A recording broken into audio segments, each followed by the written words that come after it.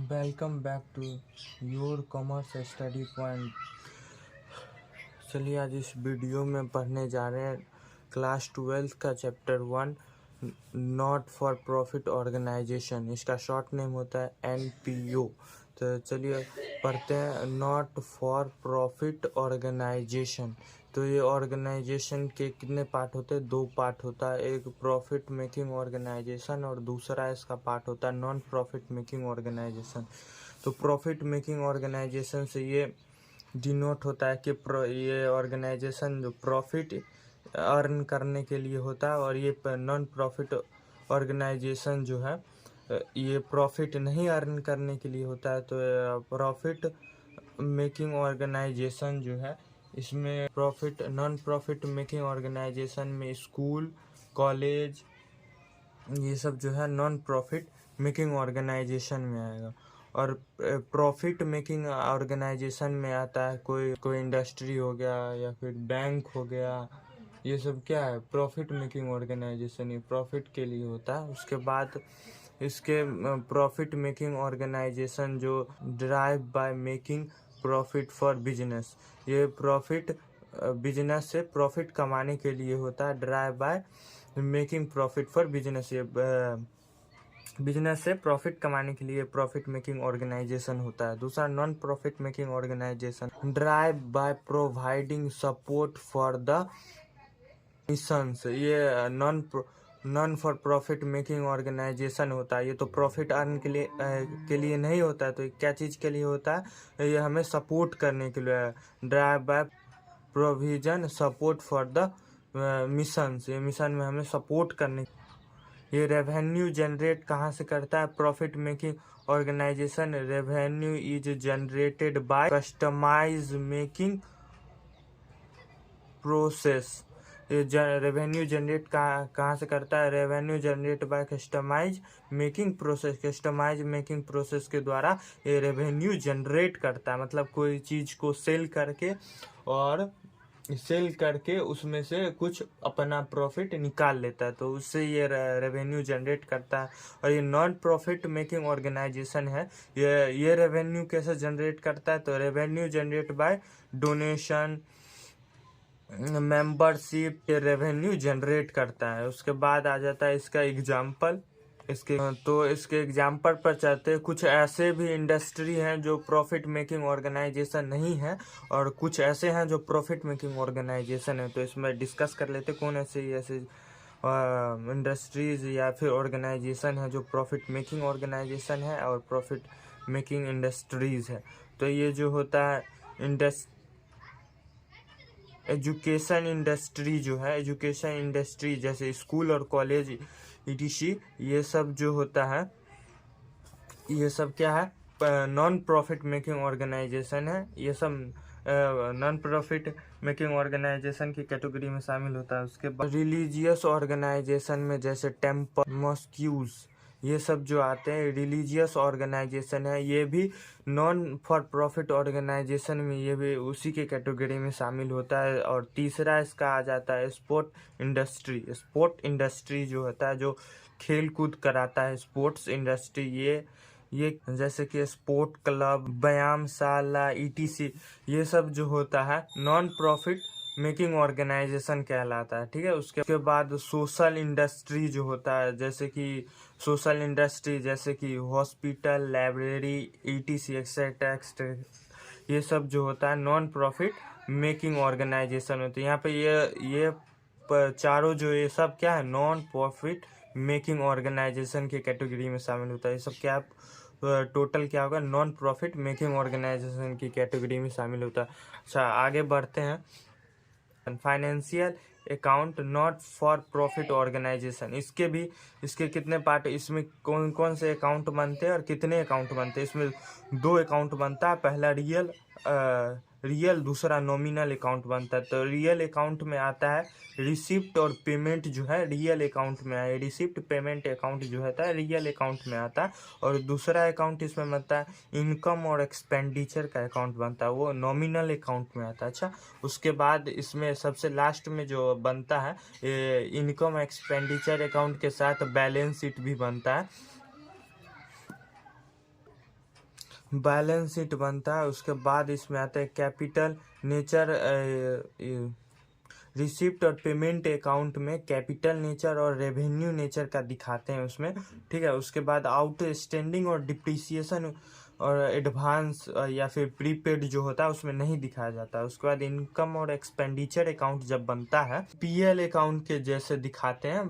PL account में जो जो चीज़ दिखाते हैं वो सब इनकम और एक्सपेंडिचर अकाउंट इसमें बनेगा, उसमें पीएल अकाउंट के जैसे दिखाएंगे। जो जो चीज़ पीएल अकाउंट में दिखाते हैं वो सब चीज़ दिखाएंगे इसमें। उसके बाद आउटस्टैंडिंग, डिप्रिसिएशन या फिर एडवांस और जो प्रीपेड होता है ये सब को इनकम और एक्सपेंडिचर अकाउंट में दिखाना पड़ता है और दिखाएंगे। और रेवेन्यू नेचर का जो होगा वो भी इसमें दिखाया जाता है। इनकम और एक्सपेंडिचर अकाउंट में रेवेन्यू नेचर का सारा चीज़ दिखाएंगे। रेवेन्यू नेचर का जो सब चीज़ रहेगा वो हम इनकम और एक्सपेंडिचर अकाउंट में दिखाएंगे। उसके बाद ये जो है ये इन्वेस्टमेंट और फर्नीचर जो दिया रहेगा, हम 2-3 क्वेश्चन देखे हैं उसमें, सब में अधिकतर में आपको इन्वेस्टमेंट और कुछ में फर्नीचर मिल जाएगा। ये हमें नहीं दिखाना रहता और इसे ये क्वेश्चन के अनुसार ये 2 चीज़ उसमें से नहीं दिखाना रहता। ना फर्नीचर दिखाएंगे, ना इन्वेस्टमेंट दिखाएंगे, ना क्रेडिट ना डेबिट, दोनों साइड में कहीं नहीं दिखाएंगे इसको। उसके बाद बैलेंस शीट आ जाता है। बैलेंस शीट जैसे बैलेंस शीट पहले बनाते थे प्रीवियस क्लास में जैसे हम बैलेंस शीट बनाते थे वैसे सेम बैलेंस शीट इसमें भी बनेगा।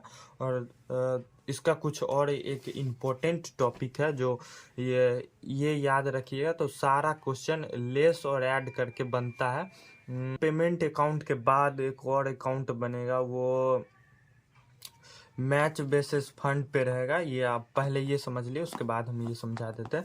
तो ये जो ओपनिंग स्टॉक जो है इसे हम ऐड करते हैं। उसके बाद क्लोजिंग स्टॉक है उसे लेस करते हैं। उसके बाद ओपनिंग आउटस्टैंडिंग जो है उसे हम लेस करते हैं। क्लोजिंग आउटस्टैंडिंग उसे ऐड करते हैं। उसके बाद फिर आ जाइए ओपनिंग एडवांस या फिर प्रीपेड रहेगा उसे ऐड करेंगे, या फिर क्लोजिंग एडवांस और प्रीपेड जो रहेगा उसे हम लेस करेंगे।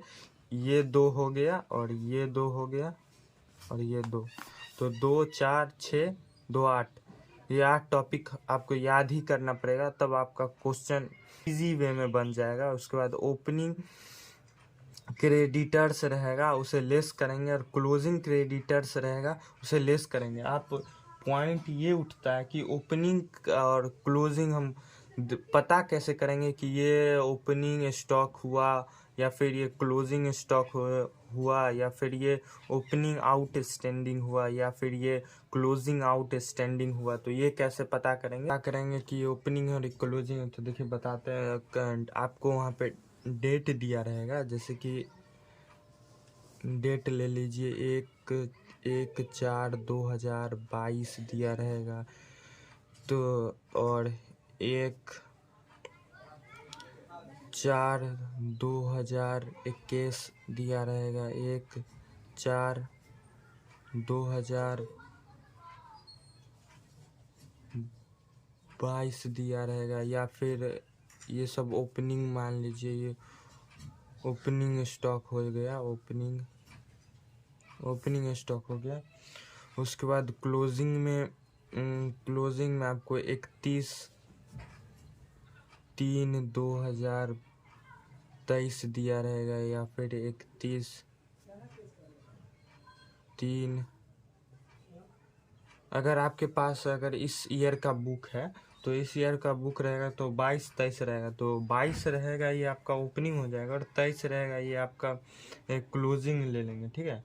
अगर आपका प्रीवियस ईयर का बुक है तो प्रीवियस ईयर में तो एक साल बैक चल जाइए, तो एक साल बैक चल जाएगा तो कितना, तो 20-21 का रहेगा। 20 और 21, हाँ 20-21 का रहे तो ये आपका ओपनिंग हो जाएगा और ये आपका क्लोजिंग हो जाएगा। इस साल का बुक है तो 2022 जो है आपका ओपनिंग हो जाएगा और 2023 क्लोजिंग हो जाएगा। और प्रीवियस ईयर का है तो 2020 आपके लिए ओपनिंग हो जाएगा और 2021 आपके लिए क्लोजिंग हो जाएगा। ठीक है, तो ये सब ईयर आपको ध्यान रहे क्वेश्चन में होगी तो उसे हम ओपनिंग मान लेंगे, या अगर उसके बाद अगर 31/3/2022 की बात होती है तो उसे क्लोजिंग मान लेंगे। तो ये फार्मूला के अगर आउटस्टैंडिंग रहेगा ओपनिंग तो उसे लेस करेंगे, या फिर क्लोजिंग आउटस्टैंडिंग रहेगा तो उसे ऐड करेंगे। उसके बाद इसका कुछ नेक्स्ट टॉपिक है, ये भी इम्पोर्टेंट टॉपिक है। तो ये फंड बेस्ड कैलकुलेशन, जैसे कि आपको बताए थे कि फंड बेस्ड कैलकुलेशन जो बनाने में ये मदद करेगा, ये सब फंड बेस्ड कैलकुलेशन को सॉल्व करने में मदद करेगा। तो ये मैच फंड जो है, मैच फंड जो उसमें दिया रहेगा, क्वेश्चन नंबर आपको 12, 13, 14 जो है उसमें ये वाला क्वेश्चन रहेगा 12, 13, 14 में। तो ये मैच फंड जो होगा लायबिलिटीज हो जाएगा, और जो मैच फंड इन्वेस्टमेंट जो है, मैच फंड इन्वेस्टमेंट, ये आपके लिए एसेट्स माना जाएगा। उसके बाद जो क्वेश्चन जो होता है interest on match fund investment जो है, ये क्या हो गया, इनकम हो गया आपके लिए।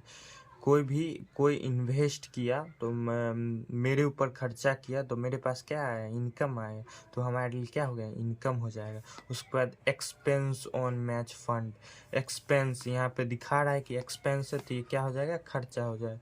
मैच फंड के लिए हम क्या किए, खर्चा किए। उसके बाद sales of match ticket, match ticket sale किए, हम सेल किए तो हमारे लिए क्या हो जाएगा, इनकम हो जाएगा।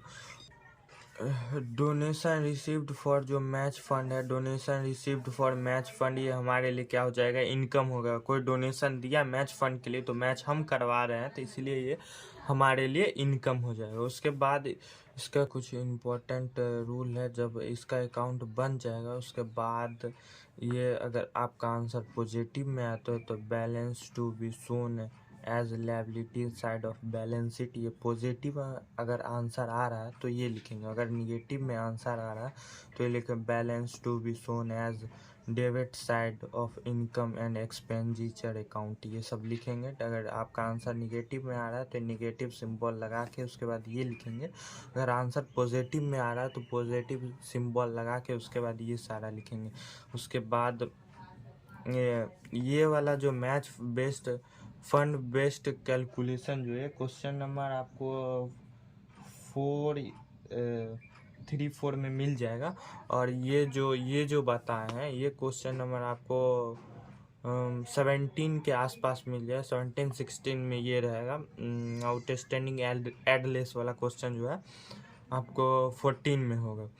तो आप बोल रहे हैं, सोच रहे हो कि हम ये इनकम और एक्सपेंडिचर के बारे में क्यों बता रहे हैं। तो इनकम और एक्सपेंडिचर के बारे में इसलिए बता रहे हैं क्योंकि आपको क्वेश्चन नंबर 3-4 जो है उसमें यही क्वेश्चन है। तो ये क्वेश्चन में जो जितना भी मैच फंड इनकम है उसे ऐड करके उसमें से एक्सपेंस को लेस करते हैं। ठीक है, जितना भी इनकम रहेगा वो उस सब का अमाउंट एक जगह का लिख के उसके बाद उसमें से जितना भी एक्सपेंस रहेगा 1 बाय 1 करके उसे लेस करते जाएंगे। उसके बाद जो आंसर आएगा वो हमारा आंसर हो जाएगा। अगर कोई भी डाउट है तो कमेंट में लिख सकते हैं आप। मिलते हैं नेक्स्ट वीडियो में, तब तक के लिए गुड बाय।